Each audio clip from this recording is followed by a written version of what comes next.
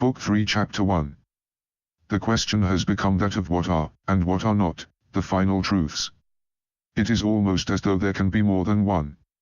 It is almost as though we are discussing final origins. Let there be one gate leading out from the city walls.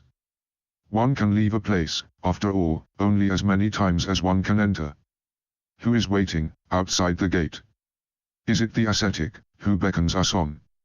Is it this figure, this remnant of humanity, self-starved of all but the breath which he cannot put aside? Is this the point of focus here, the place where he stands with one arm raised, as though here is yet another method of access? The error of seeking without struggle, is the error of existing without eating. The pain of loss is not the futile pain of self-flagellation. Joy of discovery is not the naked dream of isolation and despair. The city only reveals itself to those who walk within it. And yet, the traveler is already walking out from the gate, be it one of many, yet it is the one he chose. Not all who enter a place should dwell there. Shall the place of our birth be the place of our dying? Nor shall the place where we stop by the roadside, make any more claim upon us. The ascetic stands by the roadside.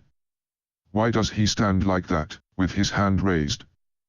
Beside him is the shelter he has made for himself. It is a rough place, where he can squat under shade, away from the sun. The road along which he has built this shelter, leads away into an undefined distance. And his hand is not raised in any gesture. It is merely raised, and that is all. The one who walks alone, does not do so in isolation. Chapter 2. Where are those who would love their children less than the pathway whose direction they can hardly predict? Who would display more determination to follow a nondescript and diffuse way, through a landscape without feature, which almost fails to register upon the senses, than to raise children to full health and strength? Those who walk now, had their origins in places other than those they now pass through, in contexts removed from every relevance shed when childhood is left behind. Enter the place which calls to us, when it calls. It is possible to carry more than the weight of the clothes on our backs.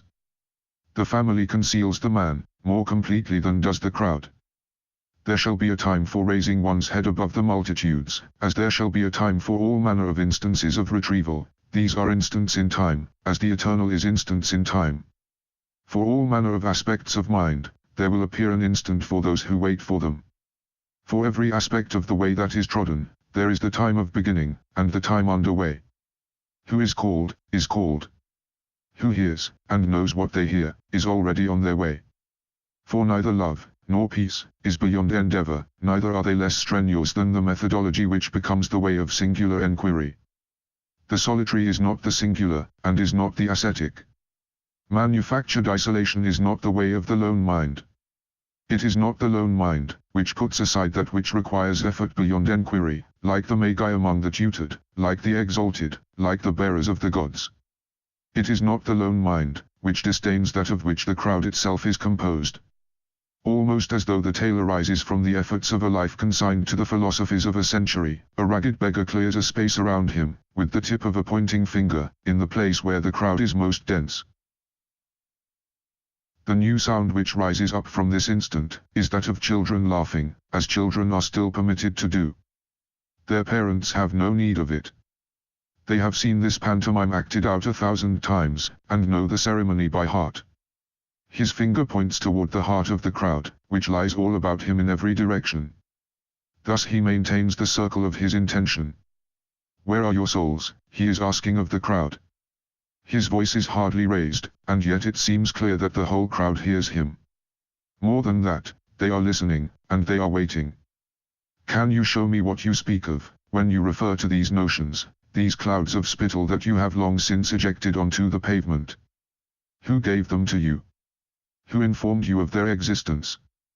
There are more charlatans amongst you than even yourselves can imagine, though you have lived beside them all your lives. The qualities which may define humanity are harder to locate than even you have come to anticipate or assume. The notion of the human soul is a mere secretion, and is wasted even before it becomes burdensome to the bearer. What has become the thing bought and sold amongst the charlatans is something more. This, also, you have always known. Who would dare recognize this? Who would shout truths about the streets? Who would set loose dogs amongst cattle? Who shall seek out the charlatans, in their dwelling places, in their places of business, in the buying and selling of such insubstantial notions and the acquisition by inference, of all that you have ever been? For you have always known them. They have always dealt in such coin. As they live, as their existence is permitted, so the destiny you have heard of so frequently is placed every day further from your reach, and into the possession of those whose interests lie in such tenure. About the circle, and throughout the crowd, there is a nodding of heads, and a muttering, and the circle is gone, and the beggar cannot be seen amongst them. Even the children are no longer laughing. For they know that every day this formula will be repeated in that place, as though the crowd there depends upon it, as though such repetition sustains the many, and resides in the mind of many. Chapter 3. What is still pointing at the crowd? What is left unasked? The beggar is gone, and that which he said is already less than the telling. Nevertheless, something is still there, and the crowd feels it, as one feels someone pointing not at one's face, but at one's back. How shall we consider the pursuit of an object of desire? The allegory is not that towards which its malnourished finger points. Chapter 4. There is a mouth which opens in the crowd, as though it has a voice of its own. Everything is concealed. Nothing is hidden. There is a mouth which opens, and a finger which still points, aimlessly, it seems. What is it that obeys the law of ritual? That which cannot survive outside the boundaries of construct, that it is, which becomes the object of sacrifice and adoration. It is the ceremony, which requires expenditure of blood. It is the ceremony, which draws to it those for whom precisely this is the object of search, of enquiry. The rituals of sacrifice are older than submission, older than faith, which is so much a ritual of sacrifice that it is no longer given the name. Those who draw near to the place of ritual, those are the ones whose existence is placed beneath the shadow of law, and whose children are born beneath such a shadow. Perhaps only those who are born into shadow, can seek to understand the nature of light. Perhaps the chief and head of rituals stands before his cause in the guise of a healer. The law is written, and so, it is the law.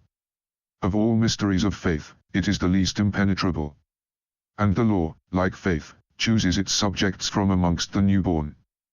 The intent of those who set upon the way of ritual, dictates outcomes of mind and defines the ritualist. Whatever the outcomes, it shapes the construct of faith, the shrine within which the notion of divinity and all that surrounds it are kept. The intent of the lone mind has already put even and especially faith behind it. That which stands before the eternal, stands alone not because a choice has been made. That which stands before the eternal, carries its sentience throughout. Nor shall it be denied. Neither joined to anything, nor separated from anything, in the place where the eternal is recognized. That which stands before the eternal, stands upon its own merit, and upon the merit of all things else. Who shall separate good from evil? Who shall separate that which is true, from that which is not? Who shall separate light from darkness? In the place of shadows, here stands that which is already begun, does not arrive from another place, and does not leave, is on no journey, and has lived under many laws. Chapter 5. There is a mouth which opens, in the crowd, as though a voice is waiting to speak. No reality is set as separate from another. Nothing which derives from the condition of sentience, will be denied, merely confirmed by denial. All truths stand before the eternal. All truths, and all final truths. Everything is real. That which denies reality, is real. The reality denied, is real. There is no faith so severe, as that of those for whom denial has become an instance of definition. Everything is real. Reality is a symbol. Symbols are that towards which all ritual leans inward, as though guarding against collapse, and turns to deny all which stands without the circle. A process of reduction has begun, which has its ending in a single point of reference, a punctuation mark. It is as though an effort has been made to deny the dimensionality which would betray the exertions of fabrication.